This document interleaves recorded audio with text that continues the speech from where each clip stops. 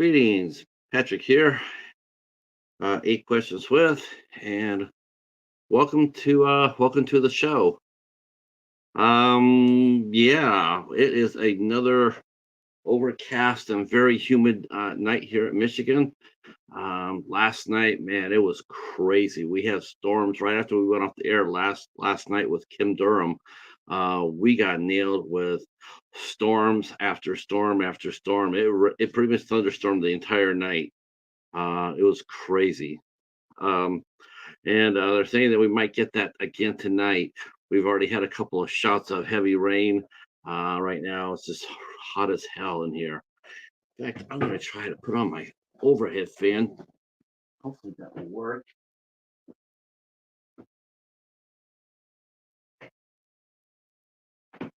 All right.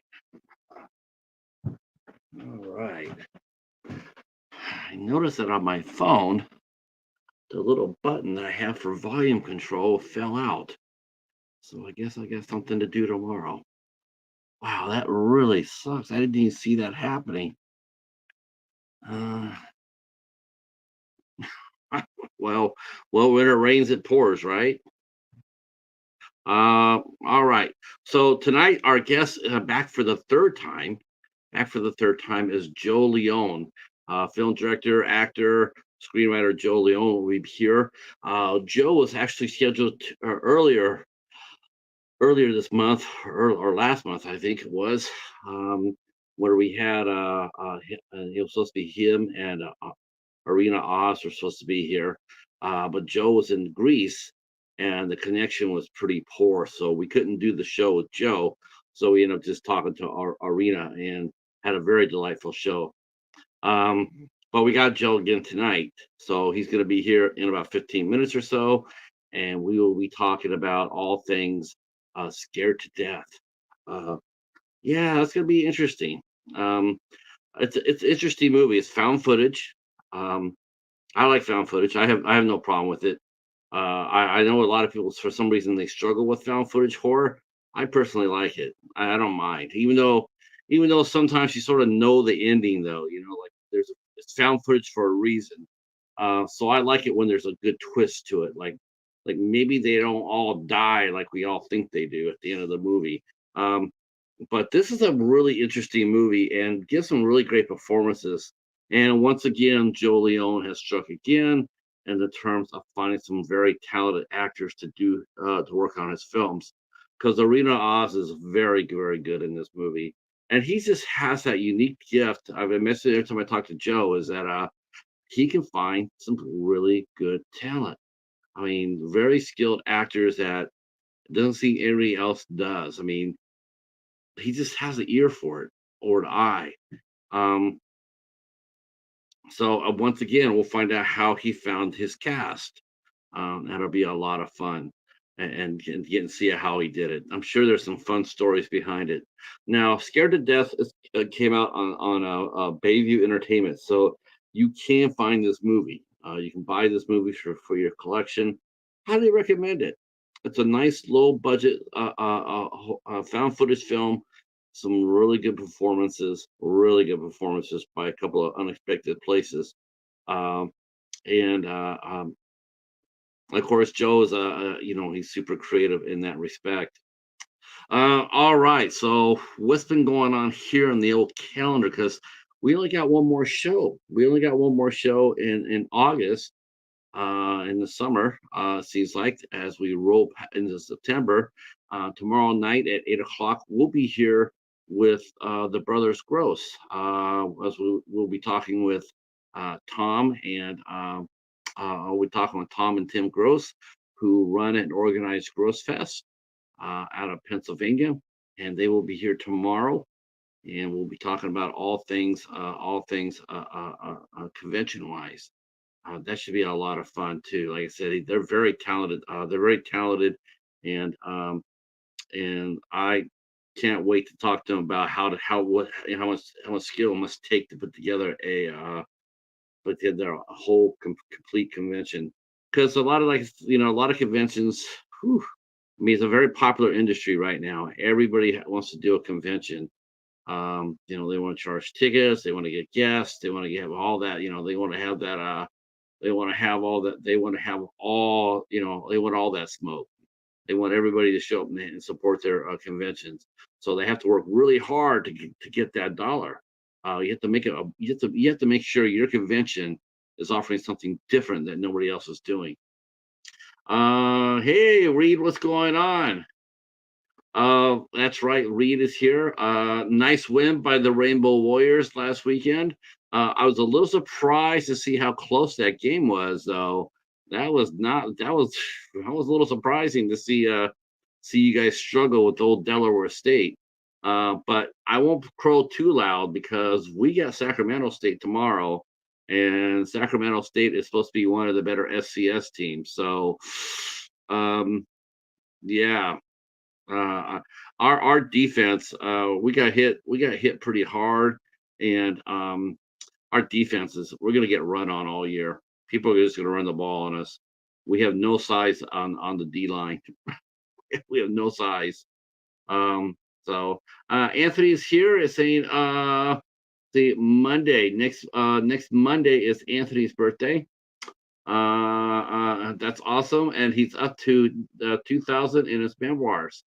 Yeah, I hope we do. Sacramento State's ranked 10th in FCS. We should win that game. It sounds like we're gonna have a really good offense and not a very good defense this year. So we're gonna keep our fingers crossed that we don't get wiped out too bad.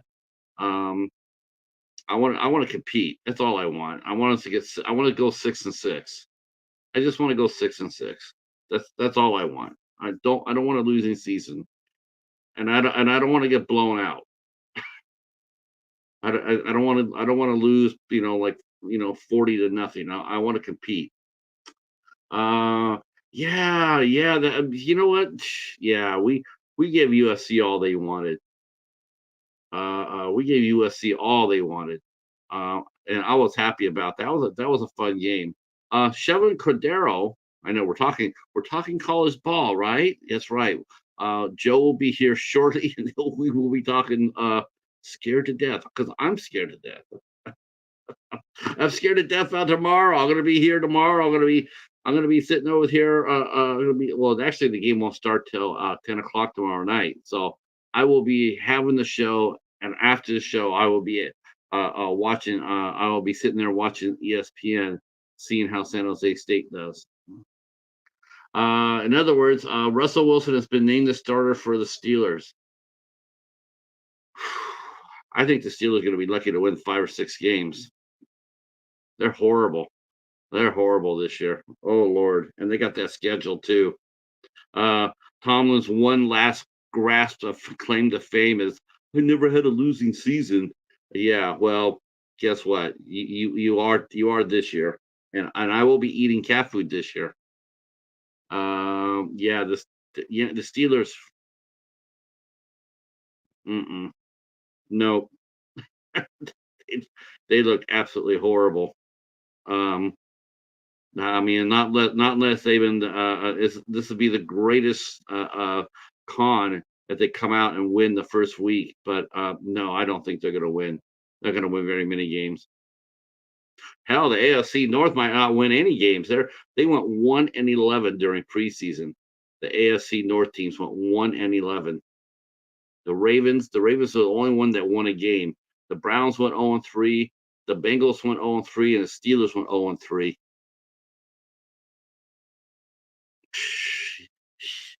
I Yeah, they got gutted. They got gutted for 350 yards against the Lions last week. 300. I don't care if it's preseason or not. You're not supposed to be giving up 350 yards. And of course, Mason Rudolph, the guy I wanted to be the Steelers quarterback, he had a great preseason. Great preseason. He had over 300 yards passing, had a couple of touchdowns. I believe he will be the starting quarterback for the Titans. He's done enough to do so. And we got Russell Wilson. And Justin Fields is out of here, right? This is the only year he's going to be under contract with the Steelers. He's going to play for the Steelers this year. and he's gone. There's no way the Steelers are going to keep him, or he's going to stick around for the Steelers. I mean, they're saying how they might use him as a punt returner. I mean, he was so excited about coming to Pittsburgh, and then everybody started talking about, well, maybe he will use it as a punt returner. I'm just like, that's not the way to inspire anybody to come back to play for your team. Yeah, I think that Rudolph has done definitely going to be leading the Titans. Yeah, I think he's going to start, Josh. Uh, it could be, but I know what's messing with Justin Fields, and that's Mike Tomlin. Them going outside and saying it publicly that they could see Justin Fields being a punt returner. He is not a punt returner. He's a quarterback. He's a good quarterback. Oh boy, here we come. Oh, as soon as we mention the Steelers, the Eagles going to fly in. With Kenny Pickett playing, backing up Tua over in Philadelphia. Is it Tua? Do you guys got Tua or no? You got Jalen Hurts. Jalen Hurts, yeah, yeah. Like Kenny Pickett's not getting off the bench for that.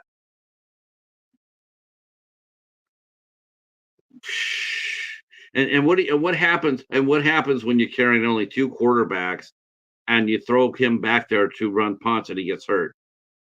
Then what are we gonna do? Then what? Let's see. Yeah, yeah. Kenny Pickett will not get. He will not get off the bench against for the Eagles unless Hurts gets hurt. He is never. He's not going to come off the bench other than that. Yeah, and you know what though? But that's not necessarily a bad thing either, because I really personally myself, I do not like it when rookie quarterbacks start. I don't like it at all. I'm old school that way. I think when you draft a kid at quarterback, you give them a clipboard for the first year so they can understand the game and see how it plays. I don't believe in throwing these quarterbacks out there as rookies. I think it's a horrible mistake, and hardly anybody ever sticks. Hi, Betty J. How are you? How are you? Man, I love to talk some football. I can't get Josh to do it with me though, because I want to talk football with Hobbs. And you can come on there, Reed, and we can talk Mountain West football. And then we can bring in Joe Leone, and Joe Leone can talk a little football. In fact, his new movie is about my feelings about the Steelers, Scared to Death. The doorbell has rang, and speaking of Joe Leone, he has just walked through the door. So let's go talk to him. And I don't even know he's a football fan. We're going to find out right now. All right, here we go. Joe Leone.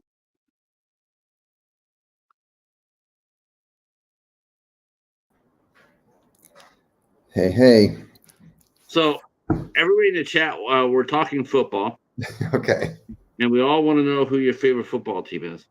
Well, I mean, I'm a New York person, so it's like Giants and sadly Jets. Sometimes. You can root for the Steelers, Joe. I mean, why not? They're much better team consistently. Right. So why not? I'm not really a big football. No, dude, I had a feeling. Yeah, it's on the verge of football. The college football started last weekend, and it's that time of year, the calendar, and people get all excited because especially when their team is really good. This is really unusual around here in Detroit because Detroit never gets this excited about football because Detroit has never had a good team like this. So it's sort of fun watching all the Lions fans. They're so new to this, and you can see them on talk radio, and they're so excited. It's sort of like an actor on their first. It's like an actor on their first set. Oh my God, I'm here. I'm ready for the big time. Mr. DeMille, I'm ready for my close up. They're all excited, right? I mean, this as a director.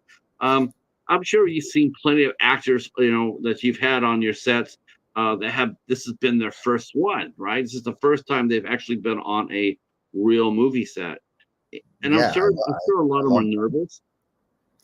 I mean, yeah, of course, it's like it's sometimes I forget, like having done a bunch of films, worked with a bunch of people. When someone new comes on, yeah, they can have some nerves sometimes, and I'm just like, all right, let's go. Let's just like we're rolling along, and then I'll notice it, and I'm like, okay, we need to just kind of treat them, give them the little love, little attention, because it can be, even doing something on a very small scale, it can be intimidating.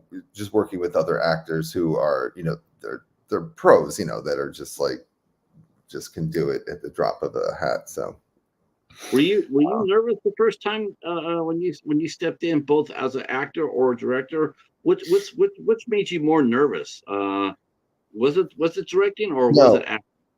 it was definitely directing. It was directing the first parts because that was like my first attempt to do anything on my own, and that was, we got in the car, and the first shot was like a car scene, and it was found footage. So I was like, all right, here's the camera.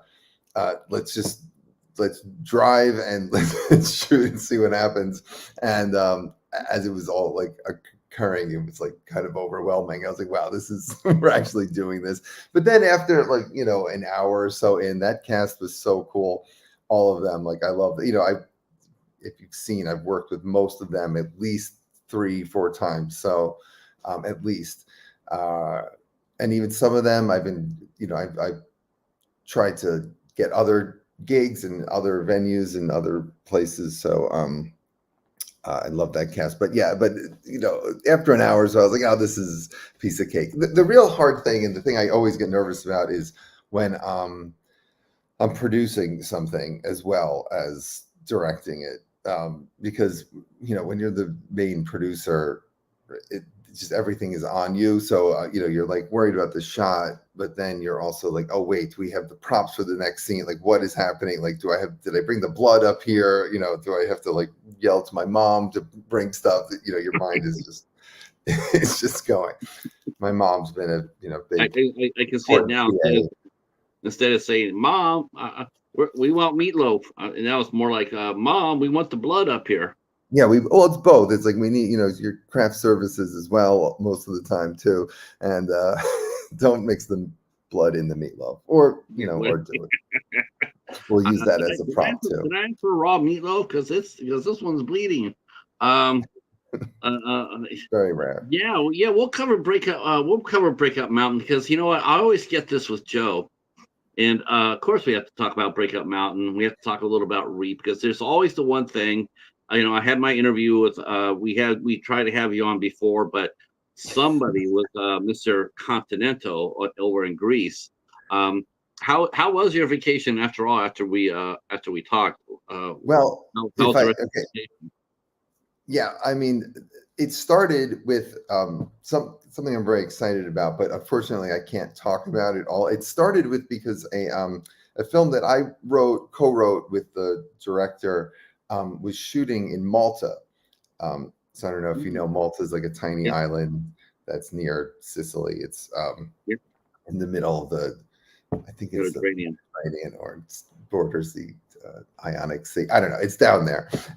And so that film was shooting, and I was like, I would love to come and just check out a couple days there. So I went down for that, and then I bounced around. When we tried to connect, I was in Greece with zero internet. I thought I ran out of data. Anyway, it's not important. Then I've been in Italy for most of the time since then, trying to reconnect with my roots on my father's side. So Sure, sure. yeah, So you got to see some family when you were down there. yeah. Well, funnily enough, I actually was just in a town that the where the Leone name comes from. And I was trying to find. I don't know. We've lost touch with who's there, but I found this shoe store that has the name in the town we're allegedly from, and I like talked to the guy, and I was like, "Hey, here's my ID. Like, we may be relatives." I don't know. It's a Right. common name there, but anyway, good But you times. could but you could be related to Sergio, right? Sergio I did, Leone, that's who what. Yeah, that's the only Italians who know. They're like, oh, and I'm like, yes, I wish that would be a lot easier in for me in this business. But Um, so when did you get back stateside? funny story, I was supposed to come back sooner, but I'm actually leaving tomorrow. I'm in Milan right now. So I Oh, have one more day. Yeah, I was supposed to come back earlier, but I'm here and I was like, I'm not missing this with my buddy Patrick. So here we are. yeah, we had a great time talking to Arina. What a again, you strike again. I mean, your gift for talent, finding talent, uh, beautiful talent. Yeah. So Yeah. I mean, I, Arina was she's great. she's incredible. I don't know if how much you guys got into with how I first connected with her, but I was casting for my movie Greet Your Demons, which should have been out like a year and a half ago, but we just had a lot of issues with the sound and getting that like ironed out. So alas, but that will be coming out this fall. So get ready for that. But anyway, I was casting for that movie, and she auditioned for one part that was already had filled it, but I was like, I love this actress. She's like just has such a good attitude, and she's amazing, and she's very quick. She gets it real quickly. And so there was only a couple parts open, and one of them was for a character that I initially was envisioning. He was this demon of like gluttony that I was envisioning as like this bigger dude who was going to be like eating hot dogs and like drinking soda. And then I kind of started to rethink the character, and I was like, it's like a demon of kind of like lust and of just like pure id. And I was like, yeah, maybe it could be like a beautiful Russian girl instead of like this like large dude I was envisioning. And then I kind of just tweaked the character a bit, and she did that part. And then after that, I was like, I have to work with you again if you're free. And I wrote the part Hmm.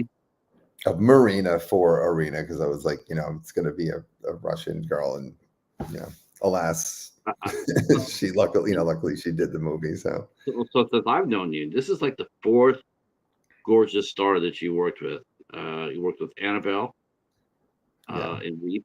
You worked with Ocel. yep, Uh, Estelle, yep, and then you worked with, of course, Arena, and then you worked with the other young lady. Oh gosh, she's gonna kill me. The other young lady in Breakout Mountain. Jade, yeah. I Jade. mean, among oh, and then I mean, there's a lot of lovely people in the whole Parched universe. I mean, all of them, I think, actually. So Yeah, very fortunate. But Joe, it really is amazing though because they all stand out. I mean, you see them act, and you're going like, man, you just rivet on them. They're so good, Yeah. and there's nobody that you've ever heard of before. You're just like, it's the first time you see them, and you're just like, wow, these guys are really good. And it's like, how did he find them?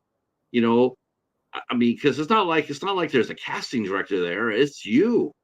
And Me. you just seem to have the knack of finding some really talented actresses. I think it's Yeah. great. I mean, there's a lot of talent out there, and just even just locally in New York. Obviously, there's a ton of actors who are very good at the craft, and then who also, just have that charisma for the screen. But I've just been lucky enough to find these people who've wanted to do my movies, and they've just been phenomenal. I mean, I owe them everything, and but I mean, some of them have really started to take off. Annabelle's, she was on Law and Order. She's doing a bunch of stuff. Alexis Abrams, who was the lead in Blood Falls, and she played a part in Reap. She was the girl who got killed first. She just did was like starred in a rom-com. She moved to LA. So people are, the Parts Productions universe has springboarded many a career. No, I don't know. They're just like talented people. Yeah. I'm very happy for them. I'm psyched to see Now, them now, of blossoming. course, the one question I'm going to ask you, since you are in Italy, have you seen Jade? No, I have not seen Jade. Actually, that's Oh, a good question.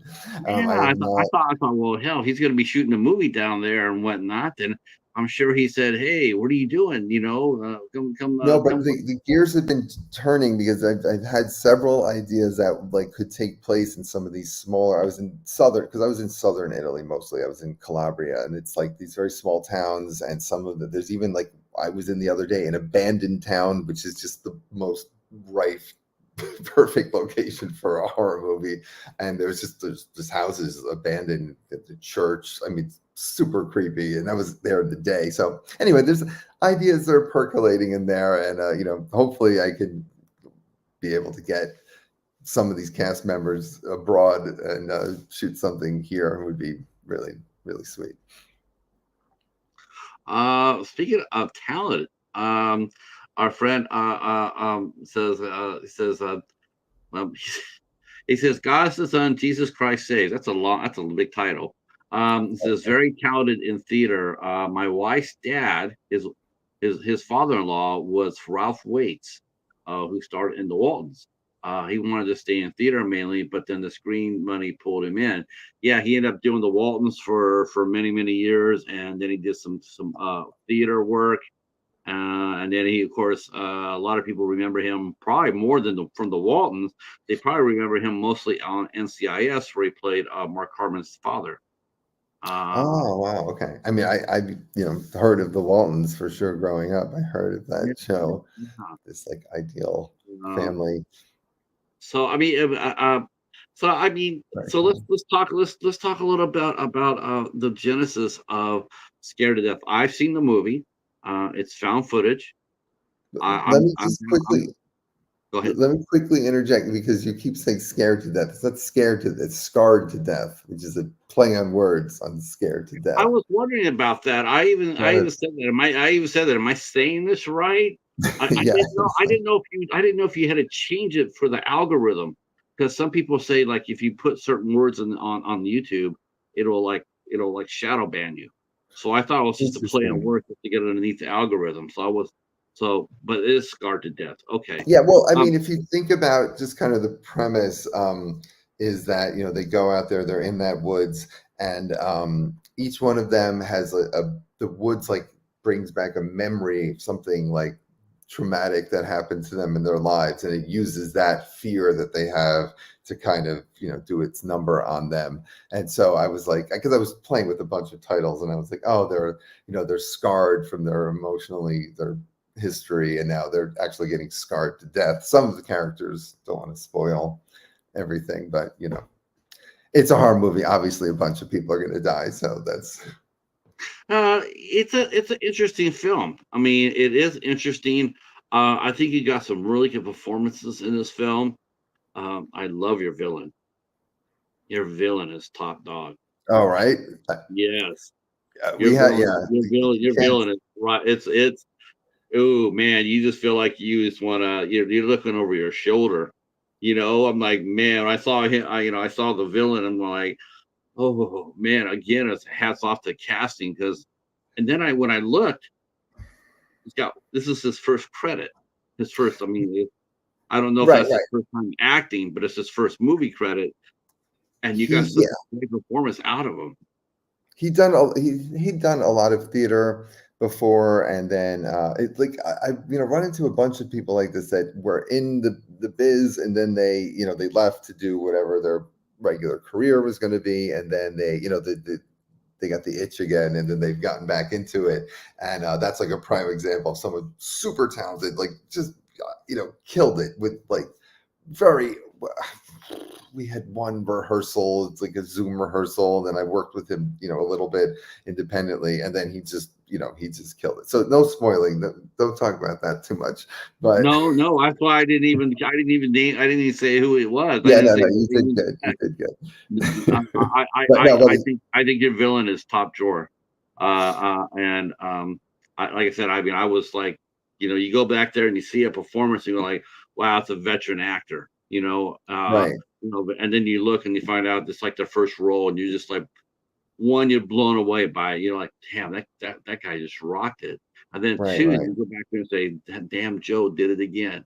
And it's like, yeah, I know this is the first time you've been on a stage in 20 years, but I think you're gonna do something. I got something for you. and next thing you know, they're out there just killing it. Right. They're killing the script. Man, that's got to be the one of the most satisfying things about you, your directing.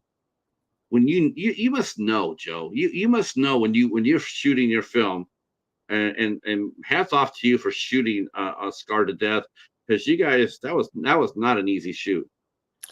Right. Again, we're in the, we're in the woods, the actual woods with, and again, there's, we're walking around like, oh, like acting scared. And then there are noises of like wild animals and this cast is getting like really frightened. I'm like, no, no, it's fine. But then sometimes that fear is like palpable in them and you can see it on camera as well as their great acting. So in tandem, it creates a good vibe.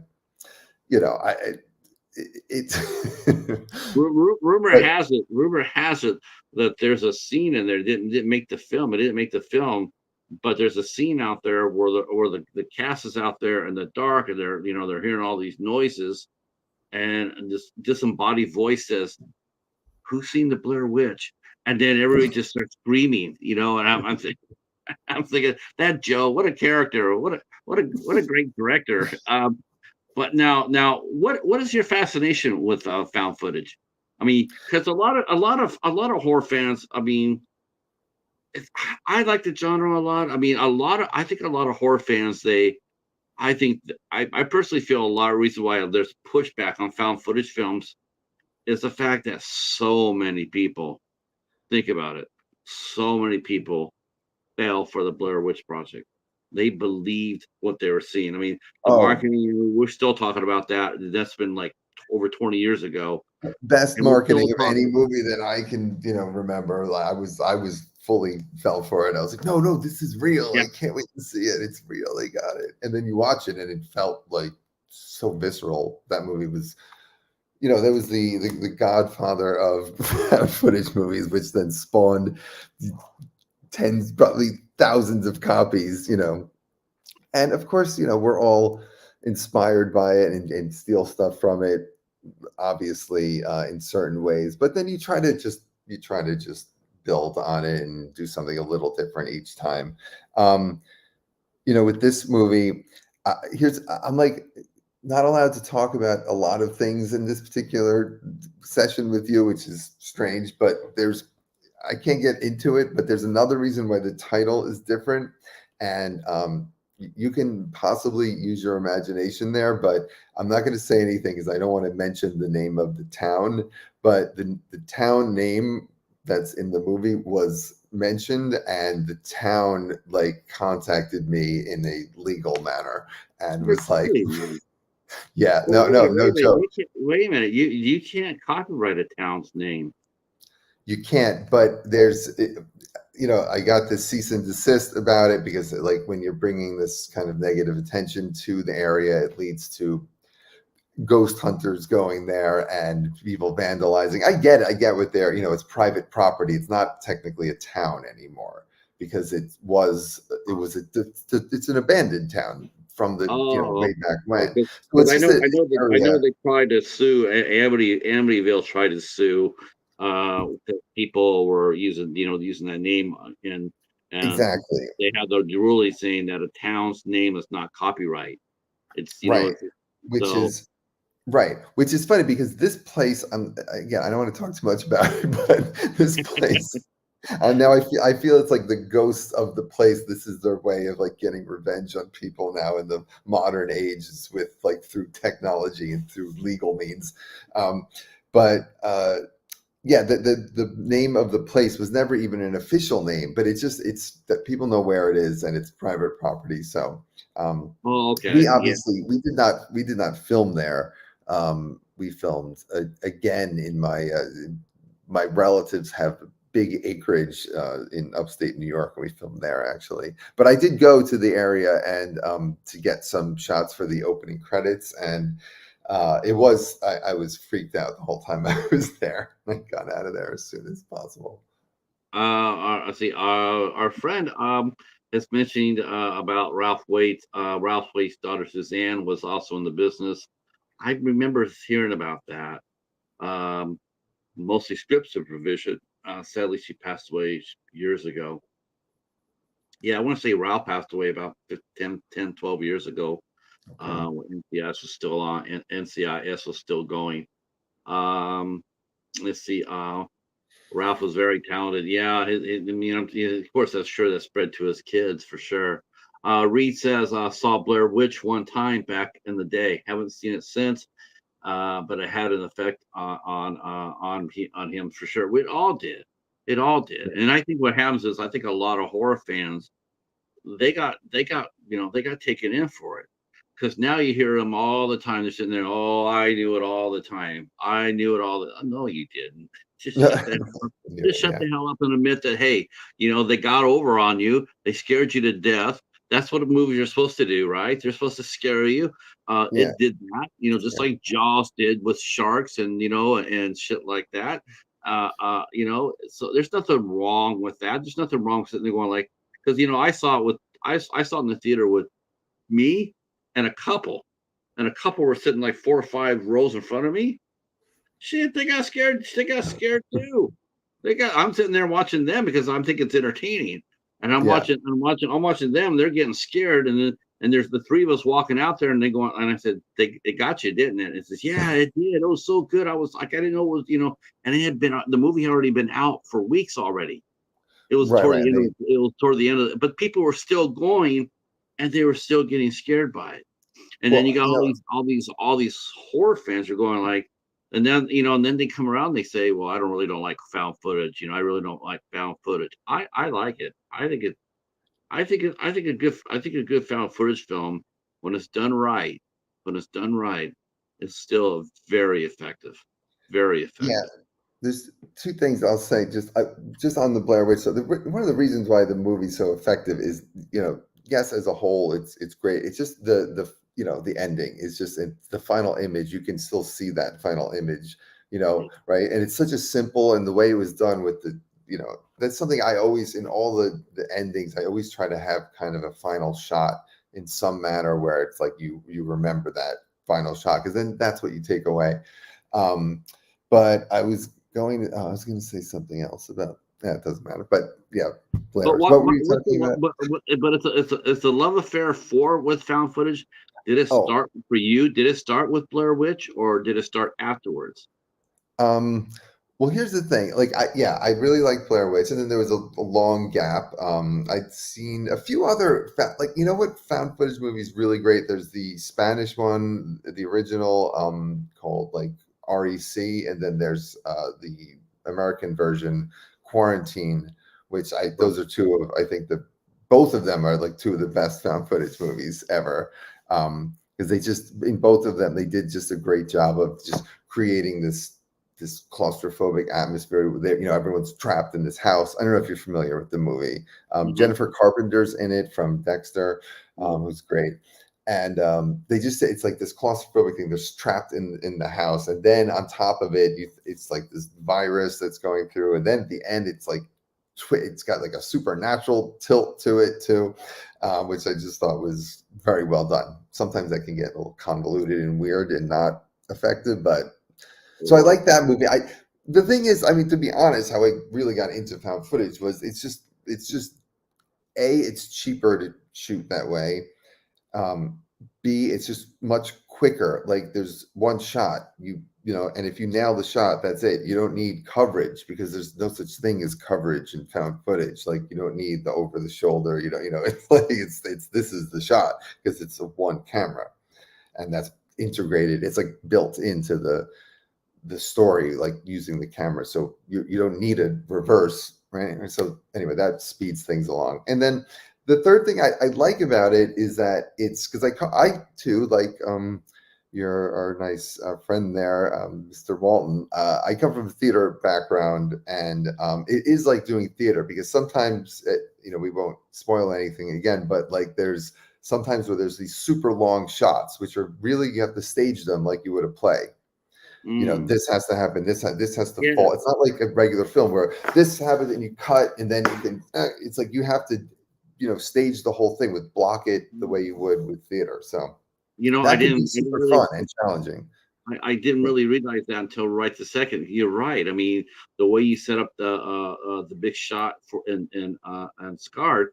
it absolutely looks like a play. And absolutely the way you set it up, it does not look theatrical at all. It does look like it's a play.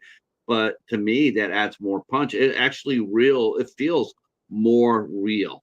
It's Like right. I can see that. It's not like it's not like you have a set shot and then you're pulling the camera away to looking down on the scene or anything. It looks like a play. Yeah. It exactly looks like. Um, now, my only problem with found footage, and I want to hear your thoughts about this too, and why you think it is.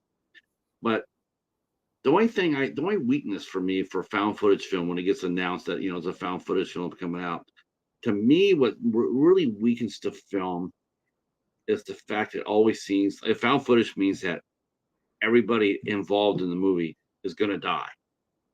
Uh, so my question to you is, It, why does that trope play out over and over and over? Why can't it show a found footage film where maybe the main characters, maybe they just left the camera there while they were escaping. They got away, but they exactly. dropped their camera. There's no reason why that's just how again, a lot of horror movies, that's just inevitably what ends up happening anyway. I mean, like, several of mine, like, it's just that's what happens. The characters die. But yes, I mean, what you're saying is the concept of found footage is that the footage is found because there's no one else who's has it anymore, because they're all, allegedly or conceivably dead. But you are correct. There's no logic that says it has to be that. You could be anywhere. You could have left the camera, like, on, I left my laptop on a plane recently, and that could have been, they could have found footage on there, and that could have been the movie. And then later I would have been like, hey, that's mine. But, Yeah, that's so, probably the only thing that gets me about the genre, about the subgenre is like it's hmm. cool, dude. Like there was one movie where it showed the ending was ambiguous. And like you don't know what happened to them. You don't know if they're just gonna go like they're still alive at the end of the movie. I mean, they're but you don't really know, are they gonna be captured by the government? Are they gonna escape? And that was Troll Hunter. Oh, yeah, yeah, Yeah, I mean, you yeah. remember the ending. I mean, you didn't know. I mean, it looked like maybe the government might come get them, but it looked like maybe they would get away. You just didn't know. The only thing you know is, unlike most of the other found footage films that I can think of, is that they did not die. They were still alive at the end of the movie. Um, and that's the only bad thing I think that I think with found footage films is that it's like and to me it's like if you go in knowing That everyone's gonna die. everyone's gonna die, then it's sort of like, I don't know, it takes away all the suspense. The only suspense there is the order that they're dying and how they're dying, but they are dying. And that though, but I just think I that's understand. Yeah, I get what you're saying, but I mean, there are all throughout history, though, there are many types of literary works and theater and film where that is, that going in, you'll maybe the movie starts with the character who's like older now, and then it flashes back. The whole movie's a flashback, and it's like dramatic irony. The audience knows something the characters don't, like that in this case, that they're gonna all be dead, but that it's how you then execute it. If you can then keep everyone's attention and they're still like interested to see there, and the stakes are still high and people are still rooting for characters, then you've done a really good job. Then you know what I mean? It's saying, so that's like, it's another term for that in like storytelling. I forget, you know, whatever. I was a um, theater major. I should know, but there is a challenge in that. So totally hear what you're saying. And that's why a lot of these movies fail. I hope, most of mine have like been okay. I mean, I have one where the main character lives and there's not even any, it's in the part series. There's no ambiguity of like, oh, are they dead or not? It's just like, somebody found the camera after she ditched it somewhere. So also, just a quick comment. I noticed people are talking about Paranormal Activity, and definitely would like to, shout out to that. That movie scared the hell out of me. That was like really effectively done found footage with like the stuff moving on it. You don't see ghosts, but you just see the objects moving. The way it was so creative. That's what spawned the whole franchise. But the first one especially was like, It always is like that, right? The other gentleman, the Ralph Waite's son-in-law, he mentioned about Nightmare on Elm Street, and then you think about that, and you go like, the first one was always the best one. It always does seem like that for a franchise that it's pretty rare that a second film outdoes the first one. I would Like say that Aliens for me, I like more than Alien. Terminator 2. Terminator 2 the same way. Oh yes, that's probably the epitome of the best sequel to the original. Yeah. Sure. So it's not always, but yes, typically, yeah, you're right. It's typically Uh, it's just cashing Yeah, in that's on I mean, that's fame. yeah, I mean, that's just generally it. I mean, there's some franchises that, like I was watching another stream yesterday, and they were talking about, Hellraiser, and Mm, after the second Hellraiser, it just slowly spiraled downward, it just never got never recovered. Same thing with Phantasm, same thing with Nightmare on yeah, Elm Street. To just, me, just the series got weaker yeah. um I think the only ones for me that didn't really lose a lot of they didn't really lose. I mean, they had a couple of bumps, but I think probably the most consistent horror franchise is probably Friday the 13th for me Oh anyway. yeah. I Uh, mean, and it's funny too, because the original movie of that was so different from all of the sequels. Like, it's just so different. It's just about, it's ultimately you learn it's the mother who's doing all these murders, and then they just at the very end. And I saw a thing. Tom Savini was talking about how that came about. He was like, "What if we just at the end had to just jump out of the lake?" And that changed the whole movie from being just like a thriller to then becoming a supernatural story about there's like a dead ghost child that's going to now take over and do murders for the next 40 years. Um, so, so that's, that's an interesting way that played out. But Speaking yeah, of interesting, the original uh, is great. And um, I was going to say something too about another one of the films you mentioned that was really good. well, while But you anyway, think about that, I'm going to go ahead and acknowledge that Arina had just walked through the door, and she says, "Hello, hello. Glad to see you, Arina. Super happy. Hopefully, you're doing well. Did you know that she danced ballet?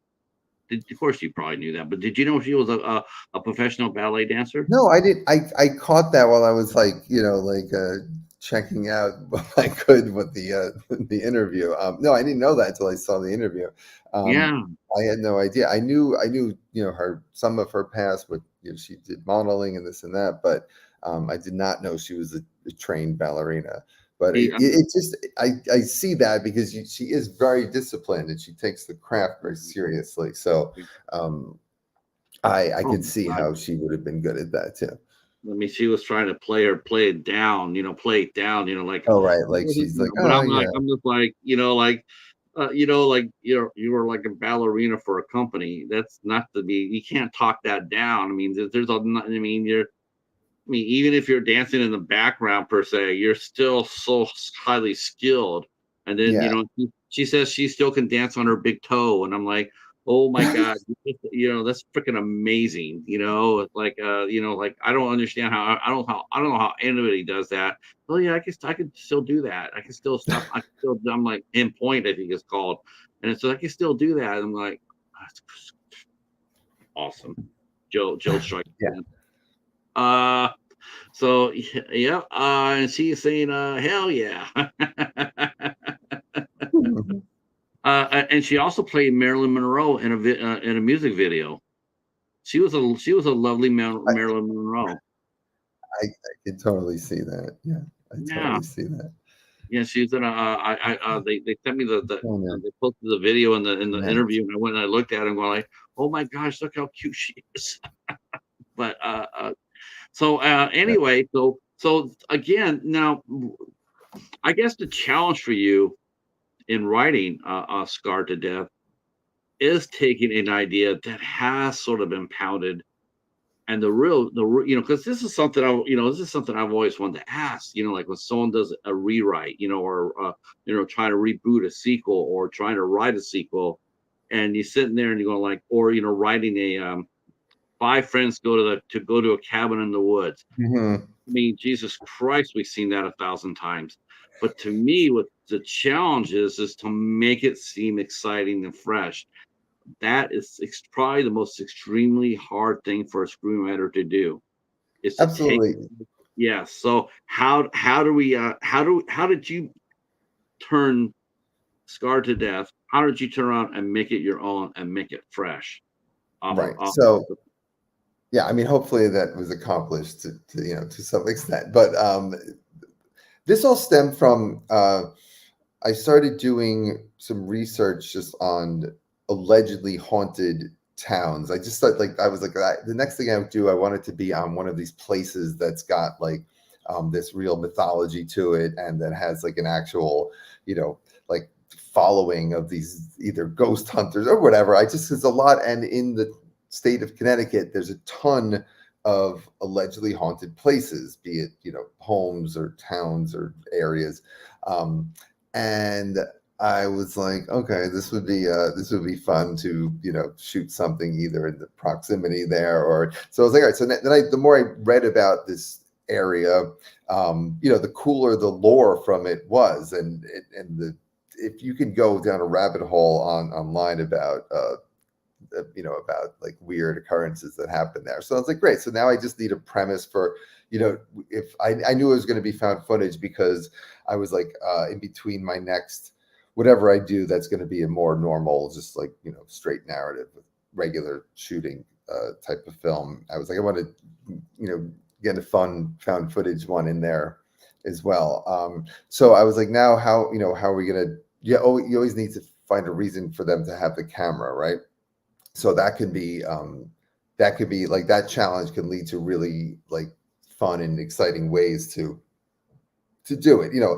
This circumstance, I'm using this old trope of, yes, it's a documentary filmmaker, but what I tried to do with this one was that it's not that she was trying to document anything because she's trying to really get some amazing stuff caught on camera. They're trying to do it, and as this is not a spoiler, it's because it happens pretty fairly early. They're trying to do it in like a phony way because they're trying to stage something so that they can cash in on this scenario. So then I was like, that'll be the twist. And so they'll go to stage it, and then lo and behold, it actually is haunted. Then they become, instead of the people manipulating the situation, now they're the ones who are trapped within it, which I just think happens in life. I think I like that. I do like that. I like, what it really gets me. What another storyline that gets me, and it makes me just like, it really makes me just like shake my head, because it's like it's funny as hell. But I love it when they do ghost hunting stories, right? Um, Mhm. there's a movie that came out in New Zealand a few years ago called The Dead Room. Love Which one? What? there's a movie came from New Zealand Yeah, a few years ago called The Dead Room, The and Dead Room. The Dead Did I Room see that? I've by seen so many. directed by Jason Scudder.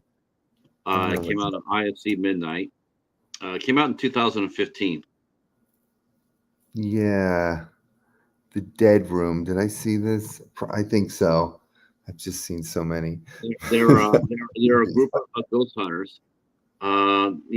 Two grown men and a young psychic.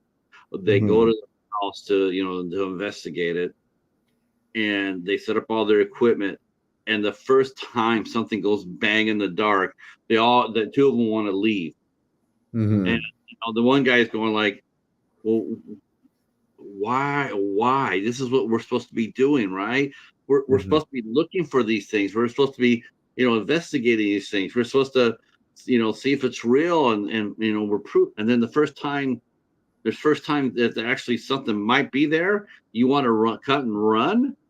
It's just like, Right, sometimes I right. think that plot is This like, is no, I don't want your Ghostbusters to run. I want them to stand, because that's what they're there for, right.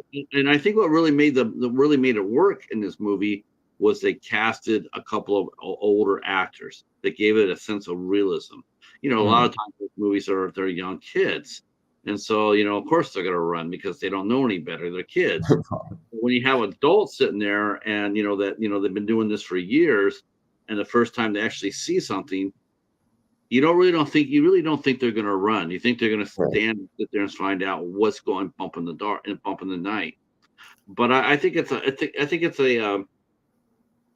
challenge. I think writing certain subgenres in horror, it's got to be hard because like I said before, you got to try to make it fresh, try to make it more interesting, because a lot of people will sit there and say, "Well, we've already seen this before." Yes, maybe so, but not quite this way. And I think what it is creating memorable characters, which is something you've done in Scarred to Death. That's for damn Skippy. Um, can I ask one question? Thanks. Hopefully, I can. Are you thinking of doing a follow up? Is that movie going to be a follow up? You think? Do you think there's enough there for you to consider it? To Scarred to Death. hmm I mean, you did sort of leave it open ended. Where you Right. didn't shut the So door on yeah, everything. You yeah. didn't- I mean, there's always there's always an opportunity to go forward with it. Yeah, because exactly that is intentional. Like you essentially think what's going to happen there at the ending, but it is open. It's off camera. So whenever Mhm. something's off camera, there's not definitive.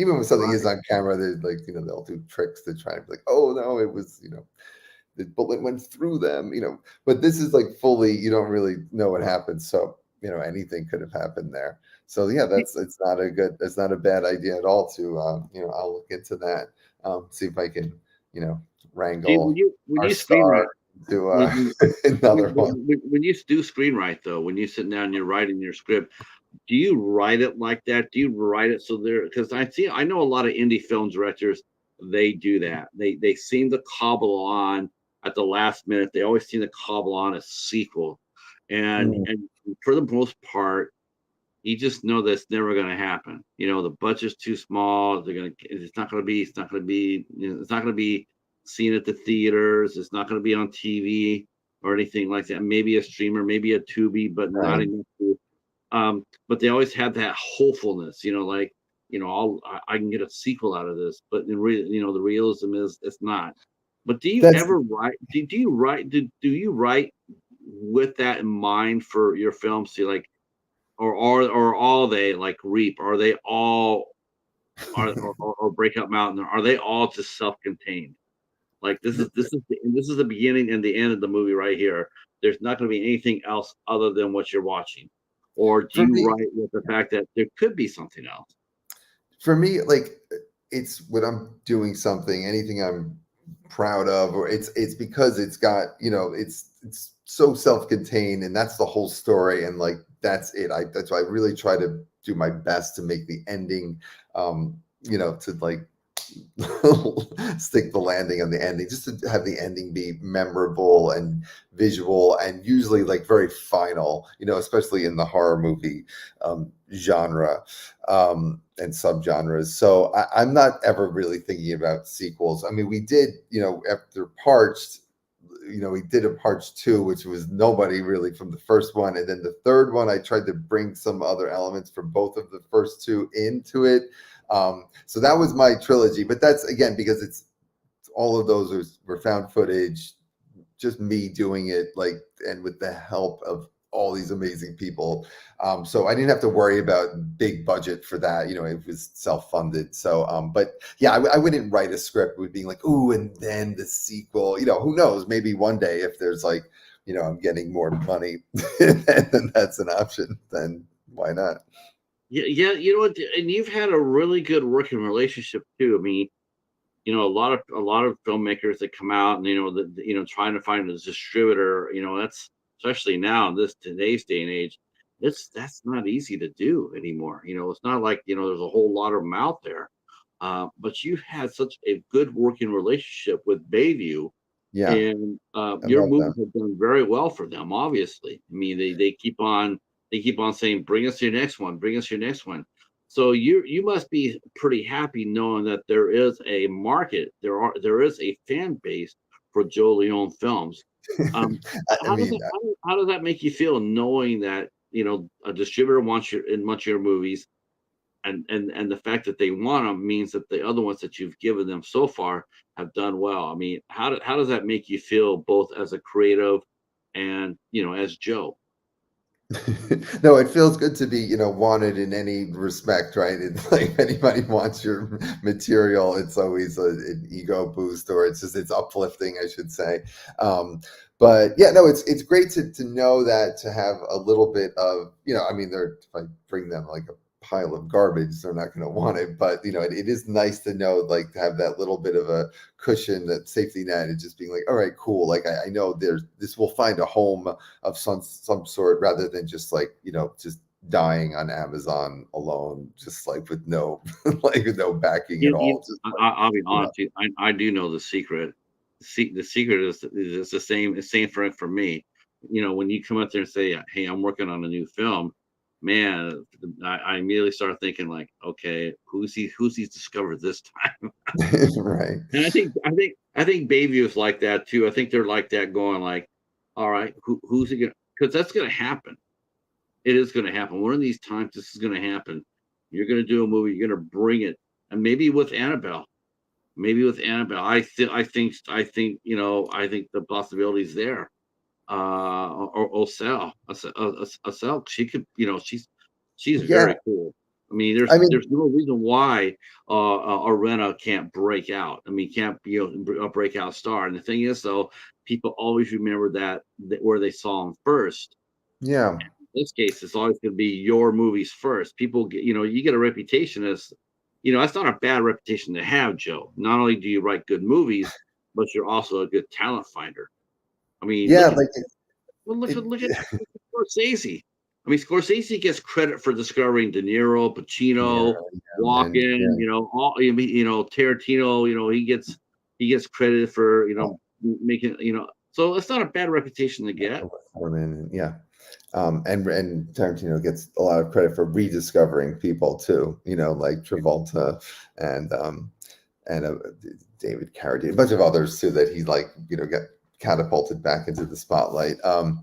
But yeah, no, I mean, it's like, I'm just super proud to just say I, met these people, and they were like nice enough to do the movies and did a phenomenal job, I think, in all of them. And yeah, it's great to just keep watching them grow and get bigger opportunities, and just kill it. So I'm just, I'm cheerleader for all of them. But yeah, I'd love to. Working on a couple of projects right now that are possibly a bit higher level, just budget wise. I mean, definitely are. So I'm really hoping that I can get some of these performers like involved in some capacity. So that's, well, time will tell. So we'll see. But a couple of cool things. And this year there'll be a couple other movies coming out. Greet Your Demons, which Estelle is in, Arena is in. Remy, who I've worked with a ton, is the lead of that. This other actress, Adrienne Lauren, who's phenomenal. She was a discovery, like a last minute discovery for that. You're gonna love her when you see that movie. Just mark my word. I know you and who you like. You'll love her, Adrienne, and yeah, and just a bunch of others. So there's that movie coming out, and then just real quick, there's another movie coming out that I had nothing to do with production on producing, but I wrote and directed, and it's called Crispy, and that is a found footage that I shot with a different producer up in Massachusetts last spring. And that's a very, very different kind of it's like got some of the same tropes as found footage. It's found footage, but it's on a very nice camera, and it's just a very different kind of take. And I don't know. I'm curious to hear your thoughts on that movie when that comes out. Should be Are soon. Are digital cameras easier to shoot? Are they easier to maneuver and to work at Mhm. night more than traditional 70 millimeter or 35 millimeters? Is a digital camera easier to film at night than the older cameras? Oh, well, I mean, it's just the technology is just evolving so quickly that even the camera I have now is antiquated, and there's people are whipping out like this iPhone 15 Pro, and like it's like the quality, the pixelation is not, there's nothing. It looks like pristine. So yeah, the digital space now for cameras is incredible, and I need to get a new one to keep up. But yeah, with like night shoots, they perform really well with low light. Which again, see, is another reason. Just some insider stuff for doing found footage. You can get away with a lot with found footage because if something is poorly lit, that's just the reality of the moment. Right. And then I will use that. I did it in Scarred to Death a lot. I use that to my advantage to try to like have certain things happen, and then I knew that I'd be able to get special effects in there later and in the dark moments. So you can use it to your advantage too. But as far as with found footage, yes, but with other, a regular normal movie, you need to light it What properly. You need what like a good camera. when did you shoot when did you shoot the movie? Did you shoot it at what season was it, summer or fall or winter? No, I mean you can see it's really fall. You could see the leaves. Or it was I had just had a trip and I came back and it was in like October, I believe. So it was around the spooky time, and you could see. I Okay. also really like to shoot because we did have some moments in the day. I love shooting Yeah. in the woods in the fall. I just love capturing, even though it's a horror movie. I love the foliage. It just kind of like Well, looks. plus shooting a scene like that, it sort of disarms the audience. When you're sitting there, shooting a typical fall day with falling leaves, maybe a pumpkin or Mm, maybe a pumpkin or a farm or something like that. mhm. People see that and they relax a little bit because they're seeing something familiar, like Christmas. When you watch a Christmas movie and You're then right into it. Yeah, right, and then you yeah. get You see the absolutely. did you see the new trailer for the new Terrifier? Oh yes, yes. I mean, Terrifiers. What is your thoughts about that? I mean, as a professional director, what is your thoughts when you see is I mean, it's got to be. Do you think that there's a lot, and no, Damien's not related to you either. It's Um, another director with my name with huge success. I know Yeah, someone asked earlier. Someone asked, is he related to Sergio? No, and he's not right. related to Damien either. I'll But take any of them, when please. you watch a movie like Terrifier, the franchise, um, I mean, is it to me what I think it's really. I mean, to me it's a catch 22. You Mhm. you're making a franchise. You're making a successful franchise. You're making an immortal character. And but the Yeah, same time is that you're gonna be trapped in that circle, like, that's all you're gonna get known for is that. To me, it's like, I really am hoping that after this movie is over with, that they turn around, sit there and say, we'll see what Art's doing in 10 years, but for right yeah. now, I wanna do something differently." Um, is Agreed. that Yeah, I feel. is that a modern world problem? Is that like a modern world problem, or is that a legit? I mean, what if someone came up to you and said, "Hey, we want you to make, a Scar to Death 2, Scar to Death 2, and then Yeah. Scar to Death 3." Is that something you would sit there and say, "Yeah," or is that something that there'd be a warning bell in the back of your head going like, I don't want to get locked into doing this, cranking out a movie a year or a movie every other year based on the same set of circumstances.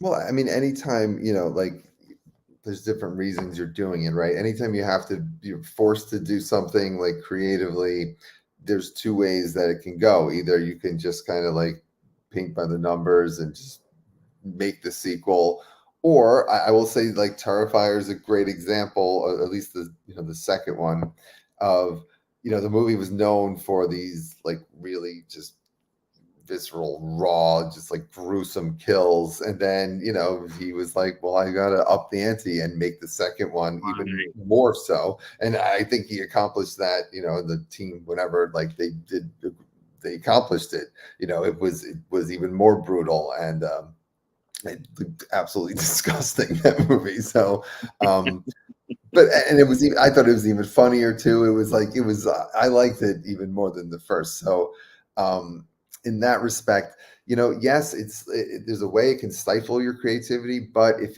you're getting a paycheck from it, and you know it can possibly like spur some even better ideas. Sometimes when you're handcuffed by like a situation that's tough in writing or in just any creating, it leads you to think, like, not to be corny cliche, outside the box, but literally, let's say outside the coffin for horror movies.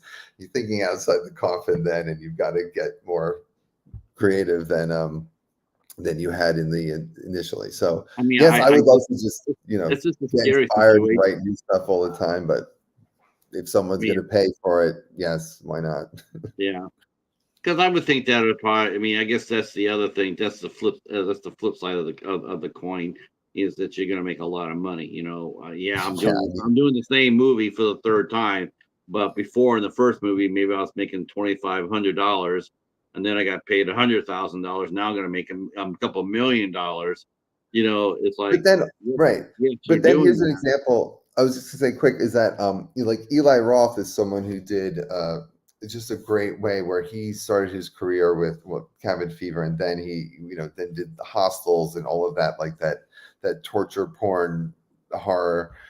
Which I'm not really I like the movies and I like him and his style, but I'm not like a fan of that genre really. But I do appreciate them. But then he was able to like make bank and then move away from that, and he does his own, he still does movies like that, like Thanksgiving, but he was able to then carve out such a Thanksgiving niche was for himself.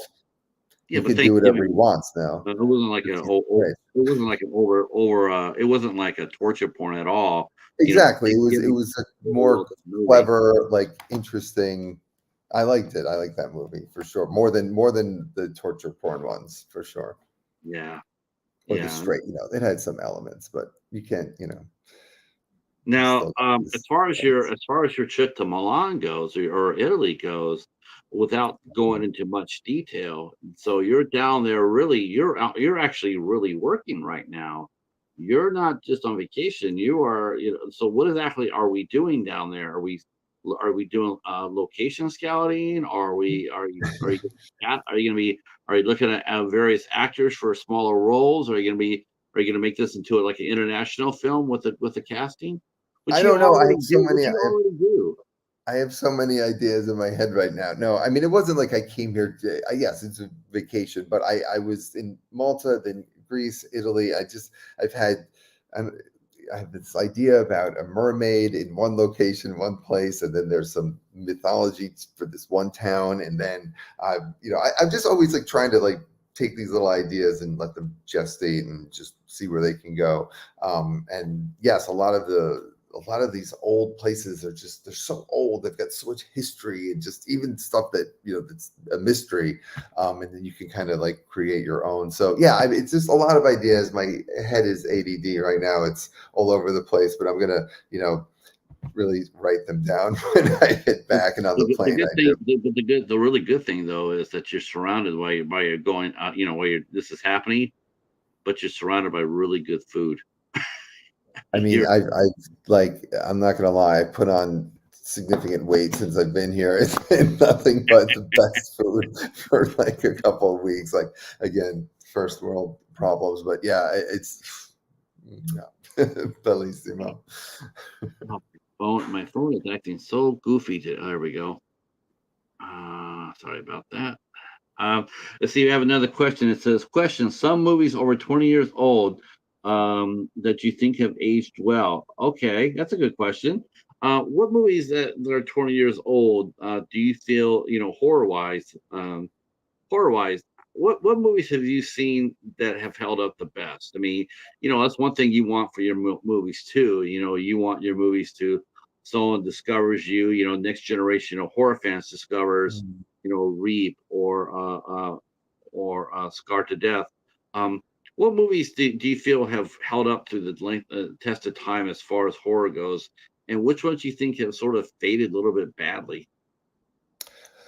Oh, that's a good question. I mean, the ones I'm, thinking off the bat, again, we talked about Blair Witch, and here's a franchise that seems like it would have been so boring after the first movie. Like the concept is the same essentially in each of them, but is Final Destination. That was in early 2000s. I think the first one came out. That Yeah, movie is like, it's aged great. It's phenomenal. But that one too, the series, each time it's like and again, that's a good example of what we were talking about earlier, right? really. You know everyone's gonna die. It's Final Destination, like they're gonna die. Granted, there's a character who may make it out, but that series has just been great. I loved there's not one of those movies I didn't like. I think the original Saw came out in early 2000s. And the original was great. I think that series got weaker as it went on. Yeah. Um, the original Saw concept was just so cool. You were like, oh my God, he was there the whole time. Sorry, spoilers for anyone who hasn't seen that Nope. 25-year-old movie, but Spoiler alert. I'm sorry, but if you haven't seen it in 15 years, I can't help that. Uh, um, but yeah, but Final Destination, you're right. I was just watching a clip of that the other night, and I was sitting there watching it from the first one, and I'm just sitting there going like, man, this feels like it'd be done today. yeah. And It was so freaky. right. The reason why I think it's so effective is that all of the things, like I will have like driving and I'll see a car with like a truck with like the logs, and I'm like, I'll get scared because all of the deaths that happen in it, even though they're all like some of them are extreme, and they're all things that seem like they could actually happen to you. So if you have any sort of anxiety or paranoia, Right. like that's why I think the movie was so effective as a whole and became such a All right. well. What are your three favorite kills from the Final Destination series? Go. Oh, my favorite is absolute favorite, hands down, is when the guy's in the gym and he's beat one of the thing and he's like, because that's what I do, baby, I win, and he like goes like this, and then as he says that, the the gym machine clamps his head down and smashes it. It's Right. just I love the putting the line, the juxtaposition of the line, like that's what I do, I win, with the like getting your head squashed to nothing. I thought was chef's kiss. I thought the two that got me were the two that got me were the one where the one lady, she's trapped in the car in the second one, and she's Oh, sitting there and the firemen are trying to get her out, and she's trapped there, and she's telling him, "Be careful," and then he says something smart alecky, and then he causes the seat to move real fast and puts the pipe through her head. I right. was like, "Oh," yeah, I was just like, "Damn!" And of course, the girls in the tanning booth. Oh yeah, the tanning booth is good too. But I Uh, also another one, thinking about things that each day, because I live in Brooklyn, and when I go underneath the fire escape ladders, I think of that one scene. The guy, he avoided yeah, like 10 things in the apartment that were seemed like they were going to kill him, and then he walks outside, right. and that thing, the ladder just shoots down and straight through his head. So Now, that's another really I good one. heard through the rumor that they are going to try to bring that back, and this time they're going to feature Tony Todd in that, which I think they should have done that for every single movie. I thought the weaker ones did not have Tony Todd in it, and I think it hurt the franchise Oh because right, he was the voice of death. He was the one that yeah, say about this design. So I thought it was really cool. yeah, This can be nice. let me go to the chat real quick, catch up real quick. I was talking about Hawaii. That's right. Rita's Hawaii. Let's see. Let's see. Those Nikon cameras are amazing. Yeah, They really can. It's so weird seeing people. It's so weird watching people in movies and TV now, and they're bringing out regular cameras and clicking and stuff. You go like, man, that's so. Or they'll bring up the flip phones. It's like 2000. They bring up the flip phones and going like, it's not a cell phone. It's a flip phone. They can't. It's cool, but it's not a smartphone. that's Um, smart. Yeah. let's see. That sci-fi is okay to name also. Let's see. Final Destination scene. Let's see. Unseen character is death. Well, that all depends how you look at it. Mr. Bloodworth, who's played by Tony Todd. We're not really sure exactly if he's just the voice for death or he is death personified in a human form. We don't know. And we don't know why, and we never really figured out why it was so damn important that, like that, to me, it's like if someone cheats death, that should be actually celebrated, and you shouldn't have to die for it. If he escaped, that's awesome. But I guess death is a poor loser. Um, Uh, Wait, because I just looked, I just did a quick search, and now I'm like, oh, two of my favorites I have to just mention for the early 2000s that have eight that are still amazing. The Ring, yeah, I still think that movie. I love everything about that movie. It's like the way it's me shot, the too. hues, the coloration, the horror, the myths of it, the art styling of it, and just the ending, everything. It's just like for me, it's like start to finish. The acting, Naomi Watts, it's just like Yes, perfect horror uh, movie for me. which is really cool. And also The Strangers, that movie is just very so creepy and What did you effective. think?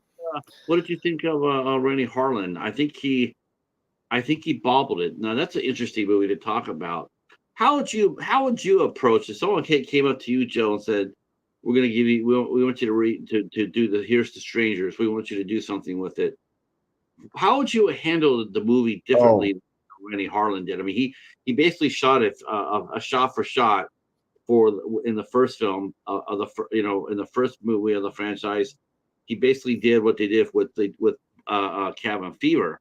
They remade Cabin Fever that nobody asked for. Nobody asked for the remake of Cabin Fever, and then they it's remade the almost shot for shot. Um, and then Rennie Harlan did the same thing with The Strangers. How would you have done it differently today if you would have had the right. I'm like, if you're gonna take some really good original source material, I think here's a good perfect example. I just thought of my favorite update or my favorite remake of any horror movie is Suspiria.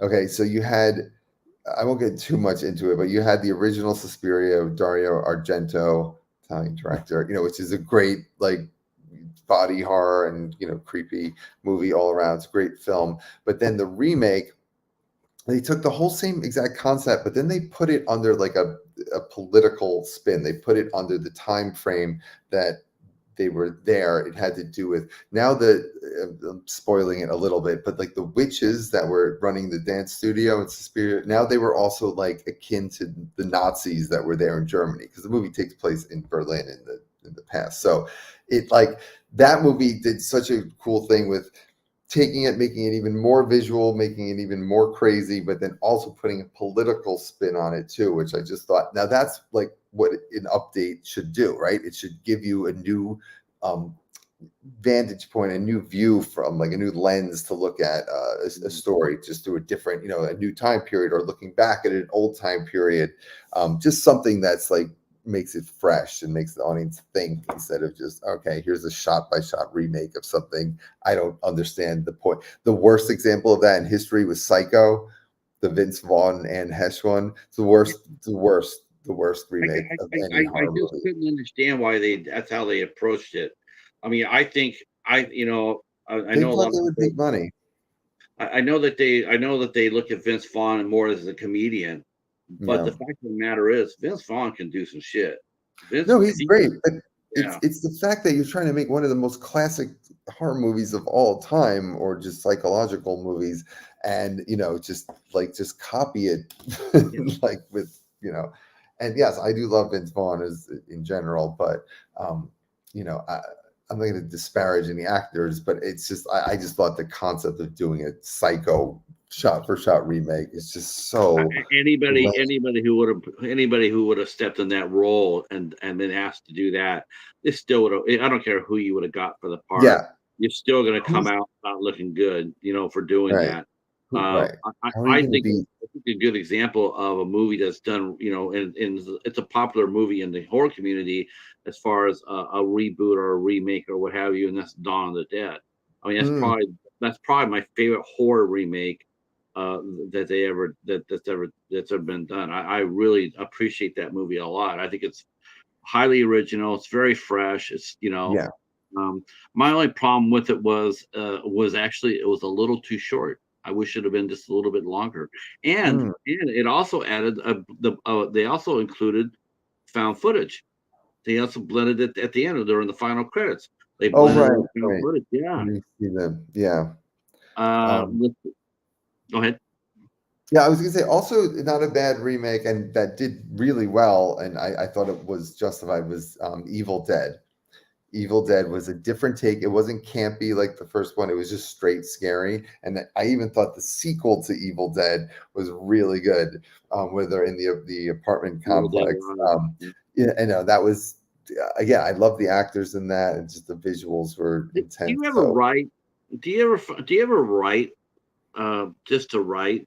Do you ever take a property like that or franchise like that? And do you ever write your own take in that world? Like I'm gonna make a Evil Dead story and then write it out. Not necessarily to submit it to anybody, but just to write it out to see what you would do differently. Not fan fiction, not fan fiction. But I'm talking about a yeah, like screenwriter. Like yeah, I mean, do you ever do that? Do you ever just like if I was gonna make an Evil Dead movie, this is how I would write it. And you ever done that? no, I mean, I feel I more just try to take movies that I love and then try to like steal the good stuff from them and then try to incorporate it into my original idea and then have a nice healthy blend. You know, I hear what you're saying. It's probably a great exercise. It probably is a good thing for a screenwriting exercise. I just don't have like, for time wise, like anything I write, I want to either be trying to sell it or be trying to shoot it myself. So, but yeah, I'm just thinking how you saying that. I'm thinking, Arena would actually make a really good Janet Leigh. She would actually make a really good Marion Crane. She would though. she Yeah, would, right? She would be, yeah, I mean, right. she'd be very cool as Marion. That's funny. Yeah. She definitely could pull it off too. That's for sure. All right, let me go to the Yeah. chat real quick. See, Final Destination scene is see character is death. Yes, death. See, you're familiar with Terry Pratchett. I like his take on the character death. I heard the name Terry Pratchett. I'm not really sure. That's the dude from that's Candyman, right? Is that what it is? Candyman? Okay. Not evil, just doing his job. Yeah, I guess. Yeah, I guess. I don't know. I mean, I never really got the sense that death was evil in the Final Destination movies. I just felt like he was just. Oh no, that's I okay. just felt like he was just. He was just dedicated to his job. But to me, it's like, hey, if someone escapes you, uh, don't take it personal. Hmm. Yeah. Discworld. I would have to go back to see that. I would have to go back there to see that. Yeah, no, that's a So he's an when are you coming? I Google it. When are you coming home? As far as Tomorrow's it has a Scarred to Death. Has it been released out now for? Has BayView released it out now for people to yeah, stream yeah. and also buy physical copies of it? No, no, they didn't do any no DVDs, unfortunately. I know you like the DVDs and What? Blu-rays, but yeah, no. I mean, it's sadly a dying market. I think they're only doing the DVDs with certain properties that they feel have like maybe like a name actor or something that they feel like there's enough. But I will just say that it's like Breakup Mountain has been on Tubi, and this is on Tubi, and Breakup Mountain is done pretty well. All things considered, and so I anticipate that. I like to look at reviews and stuff, and I see some people are watching Scarred to Death, which is like all I can ask for. Um, so we will see, but yeah, so that's on Tubi. So check it out. It's free. It's free. Just watch a few commercials, like the good old days of TV. When you negotiate a distributing deal like that, do you negotiate that like okay, we're not going to make a DVD, okay, but No, if this movie cracks 100,000 views, you got to make me 20. You got to make me 10,000 DVDs. I mean, I trust that they know what they're doing in the selling and the getting the movie placement. I'm not if I'm sure if it would be like beneficial to them and all of us financially, then they would be like, yeah, let's do that. But they know what they're doing. I have no, I'm not like a business person too. I just trust everybody. Hopefully that's the right So move. in other words, the one thing I can say to our audience that's here, that are film collectors, much as myself, physical media, but don't do this. Don't even think about bootlegging it, because don't do that. I feel, what? I'll be honest with you. There was a movie that came out that it caused a lot of people a lot of stress because they really wanted to get the movies for their collection. They talked about it. In fact, this is the one movie, of all the movies I've heard talked about in the last 2 or 3 years. This movie probably got the most heat from the horror community about not getting the physical release, and people were buying bootlegs of this movie. I mean, they Hmm. were like doing unboxing videos. I got a copy of this movie. It was Barbarian. Didn't get a physical release, but Hmm. man, people were pissed off at that. Like, I really want a copy of that, and this should be a copy of that. They should actually release it, and they didn't. They haven't. And now, and there's been some sites out there that have actually made bootleg copies of the film. And to me, I'm thinking, as a director, if I'm sitting there and I'm surfing around and I'm seeing, in groups and bulletin walls and YouTube and whatnot, and I'm seeing how much people are wanting a copy of my movie, for physical media, I just feel like there should be some outlet that should allow me to at least have my distributor request that, like, hey, Hmm. have you noticed that everybody's like selling bootlegs of my movie? The demand's there for it. Can we not get a legitimate release out of this? Yeah, I think that's just they were remiss in keeping track of what was going on. If someone had reported that, then I feel if the interest was there and shown, I'm sure then they would have went to that stage. So, Well, I I don't think know. what will happen is, I think it's just like, once some of your cast members break, which will happen, Yeah, or will break, whether it be Arina or Cell, Annabelle, Jade, whoever it is, whoever breaks, I do think that will cause, for and that means for any independent movie on any level. I think if you can discover a star like that, I think it will help you get your movie released on yeah. physical media. The demand is there for it. All right, we have hit our mark.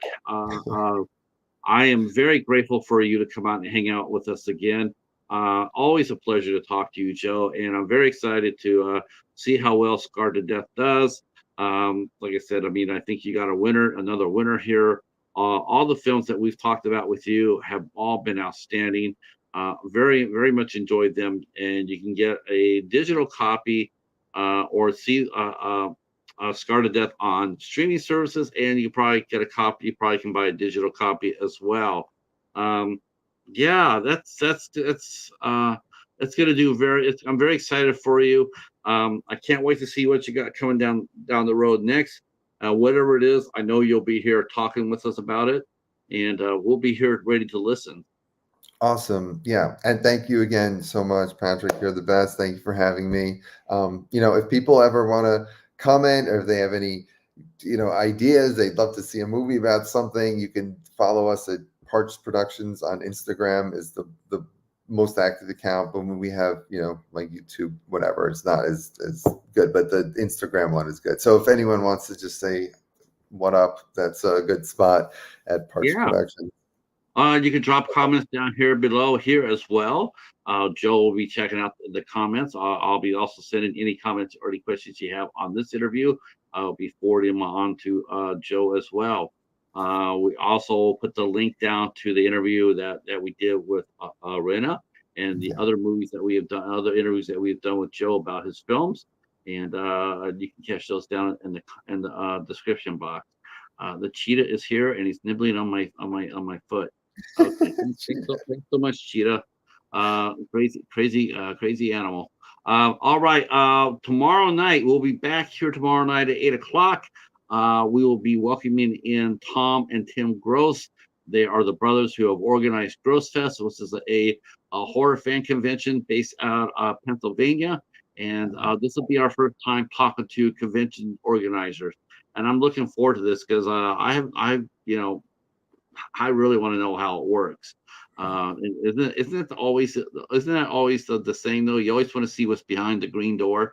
Right. I know I do. I want to see I want to see the wizard. So we'll be here tomorrow night with that, and then of course next week we also have it'll be the first week of September, and we have I'll tell you what we got coming up. The first week of September, real quick. We have on the 3rd, Kelsey Livingood will be here with us on the 3rd. And then on Wednesday, September 4th, we have the rising YouTuber, film critic, paranormal guru, fan, Hunter. We'll be talking with Mike from Movies and Beyond. And we'll be looking forward to that. And that'll be coming up next week. All right, boys and girls, thank you all for coming out and supporting the show. If you haven't subbed to the channel yet, now will be a good time to sub to my channel. Hit the notification bell, let you know whenever I go live or post a new video. Yeah, I appreciate your support. I wouldn't be here without it. And we will talk at you soon. Peace. Stay right there, Joe. Oh, okay.